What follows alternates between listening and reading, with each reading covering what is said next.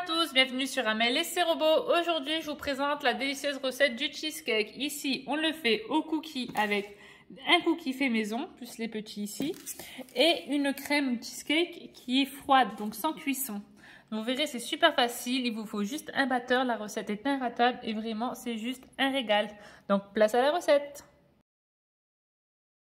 Je commence par la pâte à cookies, donc je verse 250 g de farine. 120 g de sucre de cassonade, un sachet de sucre vanillé, la moitié du sachet de levure chimique et une pincée de sel.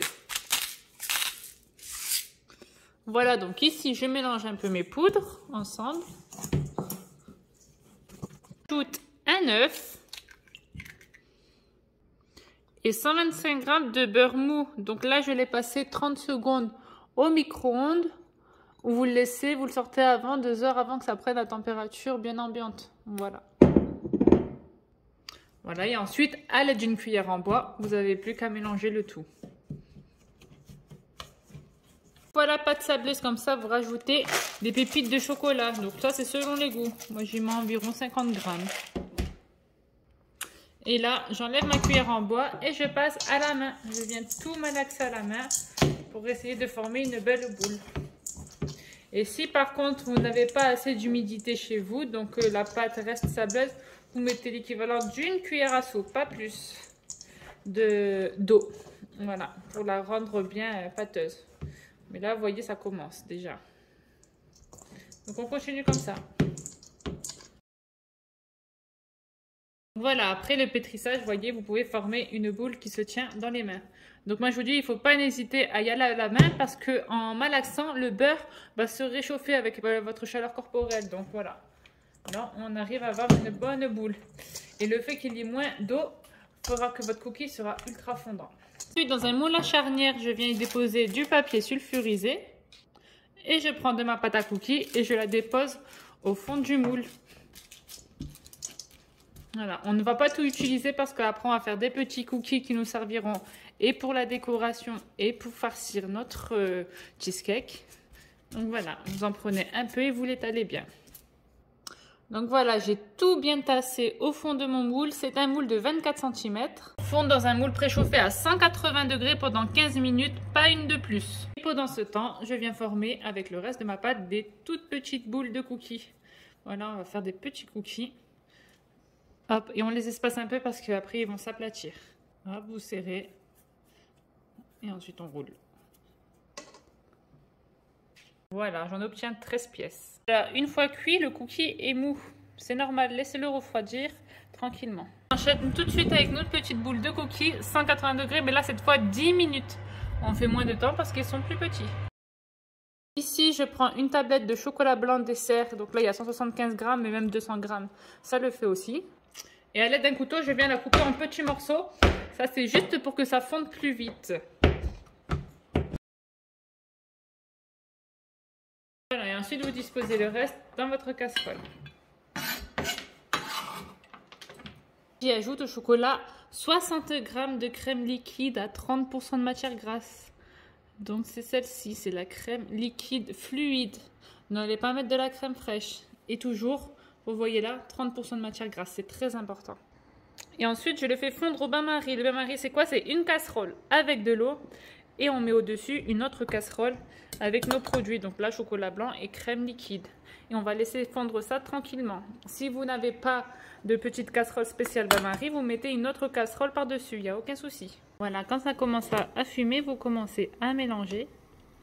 Il faut bien mélanger parce que le chocolat blanc, il fond très rapidement. Donc voilà, n'hésitez pas à bien mélanger, à vérifier. Surtout, restez près du feu à cette étape-là parce qu'il ne faut pas trop cuire le chocolat blanc. Donc vous voyez, là, on a encore quelques morceaux, mais ça va aller très vite. Donc on ne va pas tarder à couper le feu. Voilà, après même pas 2 minutes où ça a commencé à fumer, j'ai coupé le feu parce que là c'est cuit, vous voyez. On a encore quelques petits morceaux, mais c'est pas grave. Comme le chocolat est encore chaud, il va continuer de fondre. Donc n'hésitez pas à mélanger. Et voilà, vous réservez sur le côté. Là, il est prêt. Crème du cheesecake, là j'ai pris du fromage type Saint-Mauré ou Philadelphia ou Kiri ou crème cheese. N'allez pas mettre du mascarpone, ce n'est pas pareil. Donc vous voyez, c'est un fromage qui a du goût. Donc là on en met 500 grammes. À l'aide de mon batteur vitesse 3, je viens juste d'étendre la crème. Ce que l'on obtient, j'ajoute 2 cuillères à soupe de sucre glace. Et je bats le tout encore au batteur, vitesse 3. J'y ajoute 2 cuillères à soupe d'arôme vanille. Je remélange au batteur, vitesse 3. Hop, je viens regrouper le tout à l'aide de ma maryse. Voilà, on met tout au centre. C'est un peu compact encore, c'est normal. C'est de la pâte de fromage aromatisée pour l'instant.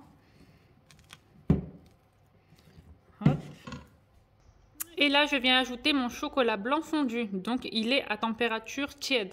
Vous pouvez le toucher, vous pouvez mettre le doigt dedans, ça ne doit pas vous brûler. Mais ça reste quand même un peu chaud, sinon il va trop devenir épais et il sera difficile à incorporer. Donc là, je le verse tout à l'intérieur. Et je reprends le batteur. Et je vais mélanger vitesse 1.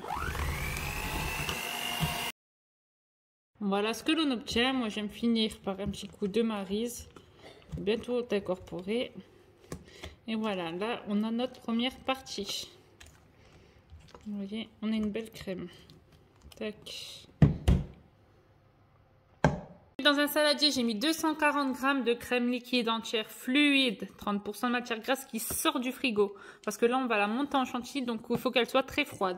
Et j'y ajoute à ça un sachet de chantilly fixe. Donc le chantilly fixe, c'est ça, vous le trouvez au rayon pâtisserie. Donc c'est un sachet à mettre, vous avez le mode d'emploi derrière. Donc c'est un sachet pour 250 g de crème liquide entière. Donc là, on a 240 g, on le met. Il n'y a plus qu'à le battre avec le même batteur. On monte le tout en chantilly. Donc vitesse 4 d'abord. Dès que vous voyez que votre crème commence à prendre, elle commence à s'épaissir, là on envoie la vitesse maximale à ce moment-là. Là, quand votre chantilly ne bouge plus, c'est qu'elle est prête. Voilà, il n'y a plus qu'à incorporer la chantilly à la crème au fromage. Donc pareil, à l'aide de la maryse. Hop, et on y va de l'extérieur vers l'intérieur. On ne veut pas faire retomber la chantilly. Et on répète l'opération autant de fois qu'on le veut. Si on veut le faire en 2-3 fois ou 4 fois, vous faites comme vous le souhaitez. Voilà. Moi, j'aime le faire en 3 fois. Je trouve que c'est mieux pour pas que ça retombe.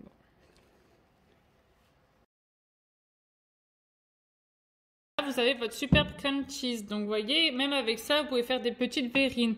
Et là, c'est maintenant qu'on se fait plaisir. Donc, vous goûtez, vous ajustez. Si vous voulez rajouter du sucre, on rajoute des pépites de chocolat. Donc, une bonne poignée. On prend les petits cookies qu'on a fait, on les casse en morceaux pour avoir un peu de craquant dedans. Donc, voilà. Ça, c'est facultatif, mais vraiment, c'est meilleur et c'est en visuel, c'est super beau aussi. Donc, moi, je vais en mettre 4-5. On fait comme ça. Et comme tout à l'heure, on mélange le tout à la maryse pour tout incorporer. Vous voyez déjà cette crème, elle donne super envie. Donc dans le gâteau, ça n'en sera que meilleur.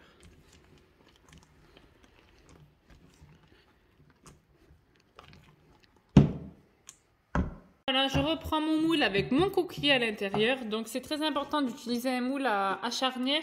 Comme ça, le démoulage vous sera plus facile parce qu'avec un moule avec des rebords en silicone ou autre, vous allez avoir des difficultés, à part si vous le congelez. Il n'y a que cette astuce-là pour vraiment pouvoir le sortir, sinon vous n'arriverez pas à le sortir, quoi.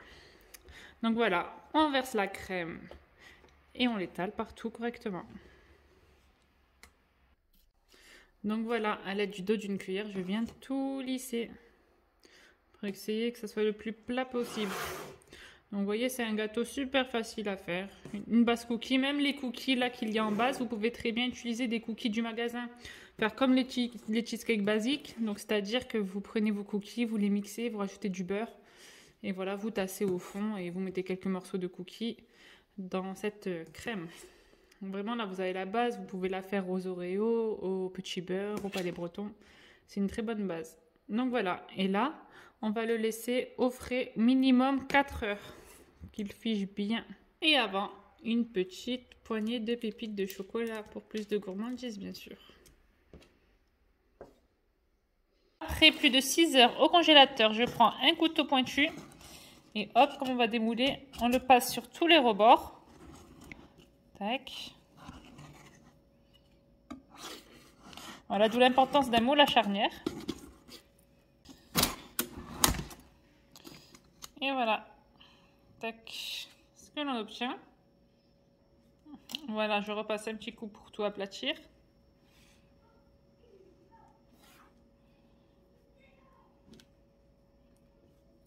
Ensuite, j'enlève aussi le dessous.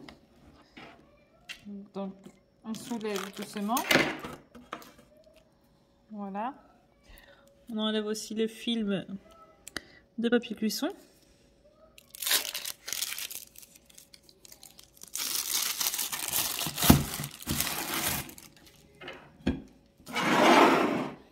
Décorer, je vais faire une chantilly. Donc, je reprends ma crème entière fluide, 30% matière grasse qui sort du frigo, bien froid.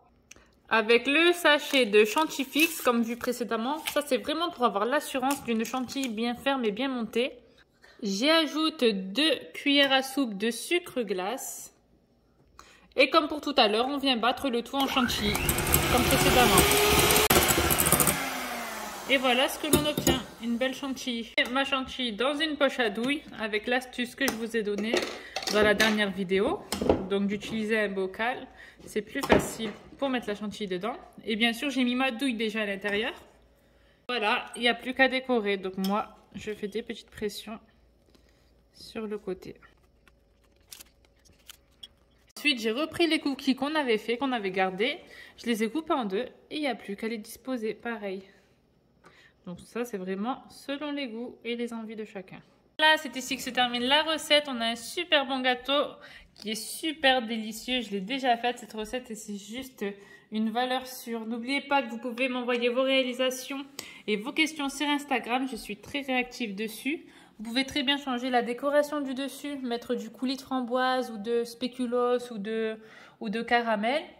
Et voilà, n'oubliez pas de liker la vidéo et de vous abonner à ma chaîne pour me donner de la force. Et je vous dis à très vite. Bisous!